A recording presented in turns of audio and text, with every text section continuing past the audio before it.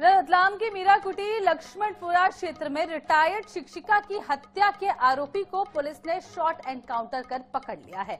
Police ने मंगलवार बुधवार की दरमियानी रात सरला धनेटवाल की हत्या करने वाले आरोपी सागर मीणा का शॉट एनकाउंटर कर दिया। पुलिस टीम उसे झाबुआ बॉर्डर से पकड़कर ला रही थी, तभी रावटी और रानी सिंह के बीच उसने टीआई की पिस्टल छीनकर भागने की कोशिश की, जबकि कार्रवाई में पुलिस ने उसके बाएं पैर में गोली मारी। शॉट एनकाउंटर के दौरान डीडी नगर टीआई भी घायल हो गए हैं। अरबी सागर नागदा का रहने वाला बताया जा रहा है। जख्मी आरोपी और टीआई अनुराग यादव को रात करीब 1:30 बजे पुलिसकर्मी रतलाम मेडिकल कॉलेज लेकर पहुंचे, जहां उनका इलाज किया जा रहा है।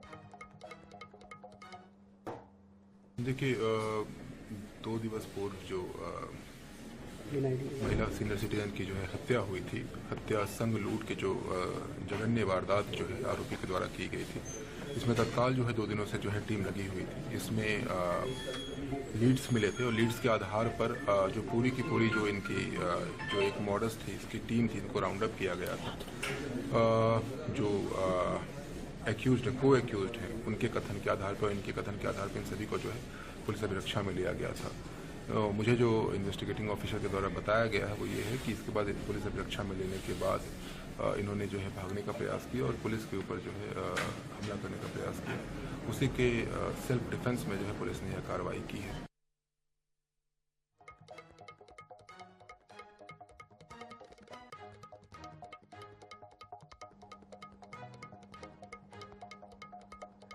तो चलिए भिंड का रुख कर लेते हैं, जहां मामूली विवाद में गोलियां चली हैं। गोली लगने से एक की मौत हो गई है, 2 लोग घायल बताए जा रहे हैं। घर के बाहर अलाव लेते वक्त ये पूरा विवाद हुआ। खबर भिंड से, जहां एक मामूली सा विवाद था, लेकिन 2 पक्षों में विवाद हो गया, जिसके बाद भिंड से खबर है जहां गोलियां भी चला दी। हालांकि भिंड में गोली चलाना अब मामूली सी बात सा नजर आ रहा है। पुलिस का किसी को डर नहीं है, खौफ नहीं है। इस तरह की घटनाएं पहले भी कई बार सामने आ चुकी हैं।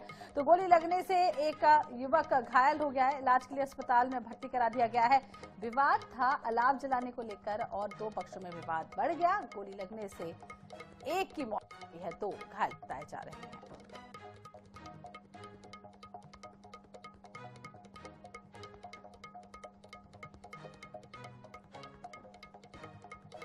इधर भिंड शहर के मतदाता सूची की पुनरीक्षण कार्य में लगे एक शिक्षक को मंगलवार सुबह ड्यूटी पर जाते समय हार्ट अटैक आ गया।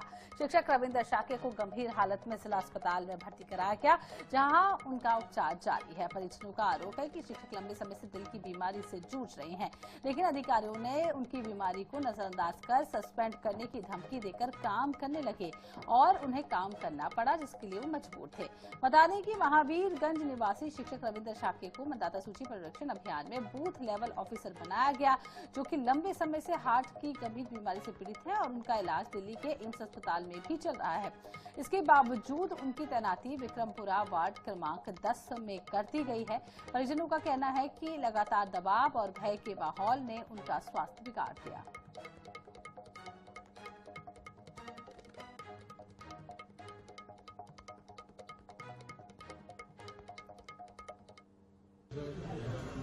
वार्ड नंबर 10 विजय रोड पर अरेस्ट किया गया येलो रोड में, क्योंकि येलो कार्ड SIR काम ज़्यादा SIR चल रहा है ना, तो उसका काम ज़्यादा है। हम बीमा करते तो काम कर नहीं पा रहे थे, पैसा ज़्यादा आ रहा था, इसलिए दिक्कत हो रही मुझे। तो चक्कर आ गए और दूर भी था, डेली जाते थे बगैर खाए पिए और रात तक काम करना पड़ रहा है, इसलिए दिक्कत है। नागदा शहर के लाल गेट पर मंगलवार को सांसद अनिल फिरोजिया को किसानों ने ज्ञापन सौंपा। उन्होंने रोहल खुर्द और भाटी सुडा रेल लाइन की स्वीकृति को निरस्त कराने की मांग की है और नई रेल लाइन स्वीकृत के बाद रेलवे प्रशासन सर्वे का काम कर रहा है। नई रेल लाइन कई एकड़ सिंचित कृषि भूमि से गुजरेगी, जिसके लिए जमीन का अधिग्रहण होगा। उसकी वजह से सैकड़ों किसानों के सामने आजीविका का संकट खड़ा हो जाएगा। किसानों ने सांसद से कहा कि उन्हें रेल की सुविधा नहीं चाहिए।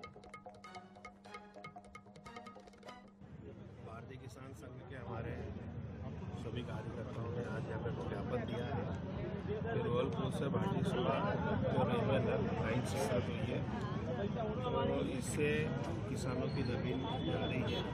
किसानों का ये कहना है कि इसका वैकल्पिक कुछ करा जाए, तो मैं माननीय हमारे श्री वैष्णो रेल मंत्री जी हैं, दिल्ली में जाके उनसे चर्चा भी करूँगा। माननीय मुख्यमंत्री जी के ये संज्ञान में ये बात। हम आज लाल गेट पे 5-6 गांव के लोग इकट्ठे हुए हैं और हमारा इकट्ठे होने का कारण ये है कि जो रेलवे लाइन का बाईपास निकल रहा है 13.5 किलोमीटर का, गोल खुर्द से चलकर भड़ल्ला, बनबनी, रुपेटा, बनबनी, डाबरी, अमलाउदिया और भाटीसुड़ा की जमीन इसमें आ रही है। तो कहीं न कहीं ये जमीन आ रही है तो छोटे किसान और बड़े किसान सभी को नुकसान हो रहा है, क्योंकि ये इनकी रणनीति के हिसाब से डबल कुछ मुआवजा देने की बात कर रहे हैं। तो हमें मुआवजा तो चाहिए ही नहीं। इधर रीवा के शिक्षा विभाग में अनियमितताओं का दौर थमने का नाम नहीं ले रहा है। विभाग के अंदर बैठे कुछ प्रभावशाली अधिकारियों और कर्मचारियों पर ऐसे गंभीर आरोप लग रहे हैं जो पूरी शिक्षा व्यवस्था की पारदर्शिता पर सवाल खड़े करते नजर आ रहे हैं।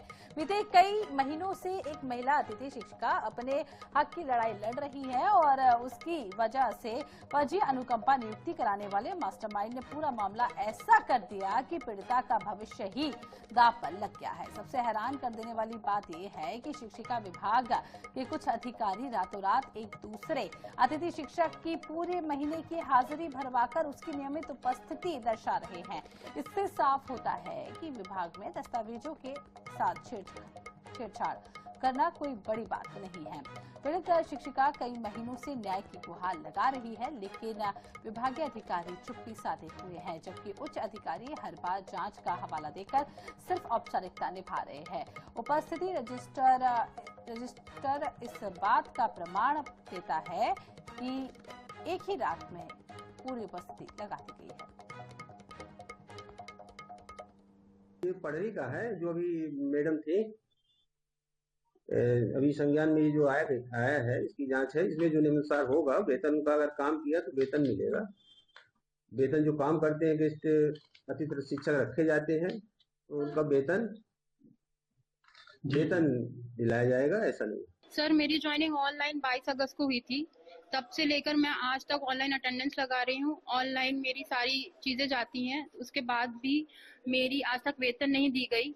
जो हमारे स्कूल के प्रिंसिपल हैं वो मेरी उपस्थिति नहीं लेते हैं और पुराने में पहले भी कोई अतिथि शिक्षक थे जो अवैध तरीके से ज्वाइन कराया गया था, वो उस स्कूल के संकुल या इस स्कूल के प्रभारी थे।